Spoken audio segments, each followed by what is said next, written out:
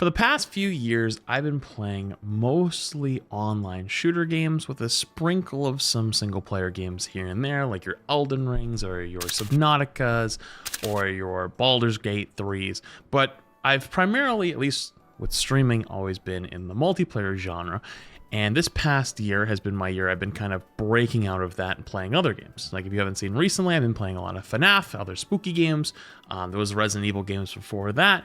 And I wanted to tell you guys about my own little potential, I don't know if I should say game of the year because everyone gets so up in arms about it. I know everyone wants to say Expedition 33 and Arc Raiders and everyone's arguing right now, but like my own like personal game that I've been like, this is actually such a nice change of pace that I think not enough people are talking about, or at least not enough people have given it attention, is this little game called Dispatch. If you don't know what Dispatch is, basically it is similar to a Telltale game. If you ever played the old Telltale games, like the Walking Dead Telltale games, where you make decisions and it influences how the story plays out, but it's not like really mechanical gameplay. It's more of like decision-based gameplay. You do that as a superhero. Now, granted, there may be some spoilers from here on out, so if you have not played Dispatch, you might want to be careful. You know what? Let's say a caveat. At least episode 1 and 2 spoilers, because the game actually isn't even fully out yet.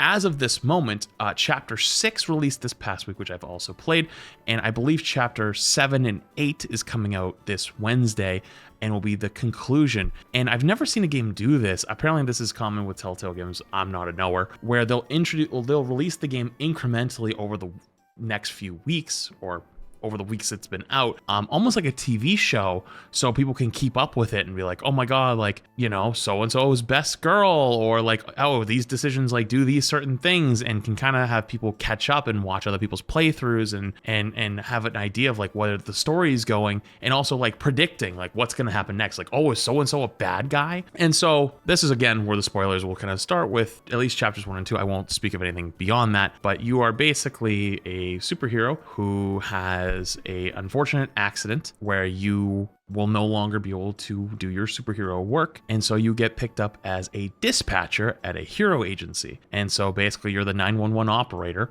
sending out heroes to the correct calls that they should go to based on their skill set. The twist on that is your division is basically a bunch of ex-convicts or ex-supervillains who have tried to turn over a new leaf. And so, as you can probably imagine, they're a bit of a handful, and they cause problems with each other, start fights, all these other things. And it's been really fucking cool to watch all of these stories of these, like, obviously bad guys kind of like trying to figure out their own way through you, and you trying to relate to them as they know you're some type of superhero, but they don't know who you are though, because it's anonymous.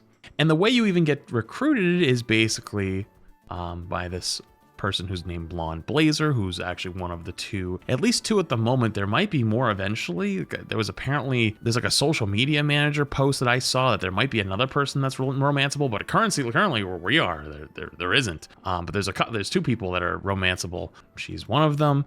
And you actually can, you know, lay it on thick your first time meeting, because like she's a little flirty with you, and then, you know, something, I won't go too into the details, but basically, you know, you get recruited by this woman, and you very clearly start off like the game with like, oh, there's going to be some tension here, not only just, you know, having the romantic interest, but with the other storylines. And they've done such a good job of it, and there's so many cool little Easter eggs. Like, for example, one of the evil villain characters is actually voiced by Pinguino's Moist Critical, and there's like Jacksepticeye. Oh my god, there's a bunch of people. I'm blanking off the top of my head. I think Laura Bailey's in there too. So there's a lot of like recognizable voices that are in this game, and I think is Matt Mercer in here? He might be.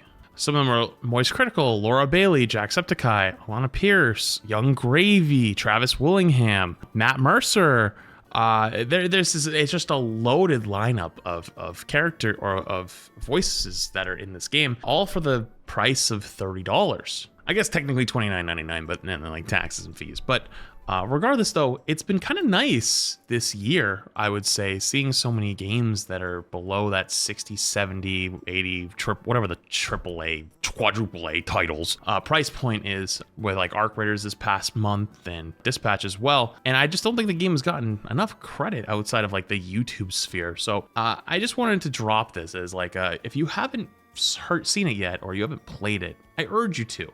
And if you're wondering about my own playthrough, I've been holding off uploading a YouTube version until I finish the game, although we're editing chapters 1 through 6 as I'm doing them, so it should be up quickly after Wednesday. But if you are impatient, the live stream VODs do exist on my main YouTube channel. Regardless though, if you are someone who enjoys immersive, deep stories, even if there's not a whole lot of mechanical aspects, there are some gameplay mechanical aspects, like there's some hacking and like during fight scenes, there's like click your mouse. And if you don't click your mouse, like I'm assuming you get hit. I've hit every single one of them. So it has ways of keeping you immersed, and it's not just like watching a movie the entire time. But I would encourage you to give it a shot and to check it out, because I've been enjoying it a ton. And I know I've been trying to not talk about spoilers very much, but you get to make some big decisions that basically decide like if your certain team members will stay the way they are they going to get mad at you? Are they going to try to kill you? Because remember, you were a superhero at some point. You know, you might have some history with some of them. And I've really enjoyed it. If you have not played Dispatch, I highly encourage you check it out, because it's probably top 3 games for me so far this year. And so if you were looking for the playthrough, you probably don't have to wait a whole lot longer for an edited version.